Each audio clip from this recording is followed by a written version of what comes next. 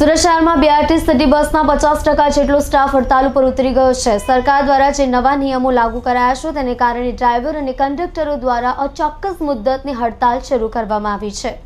જો કે આજે કેટલાક રૂટ ઉપર બીઆરટીએસ સિટી બસ શરૂ થતાં તેનો અન્ય ડ્રાઈવરો અને કંડક્ટરો દ્વારા વિરોધ કરાતા વાતાવરણ તંગ બની ગયું હતું। મામલાને લઈને પોલીસ પણ ઘટના સ્થળે પહોંચતા તેની સાથે પણ માથાકૂટ થઈ હતી, જેમાં એક પોલીસ કર્મીને દોડાવીને માર મારવામાં આવ્યો હતો। અંદાજે 50 લોકોએ પોલીસ કર્મી પર હુમલો કર્યો હતો, જેમાંથી 19 લોકોની ઓળખ થતાં પોલીસે તેની અટકાયત કરી હતી।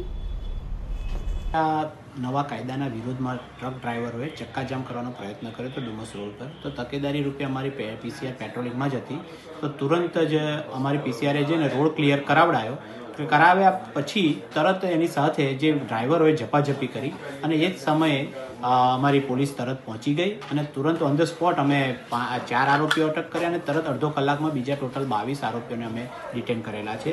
આ બાબતે આઈપીસીની 332, 323 તથા 341, 504 અને 143, 147 હેઠળ ગુનો દાખલ કરેલો છે।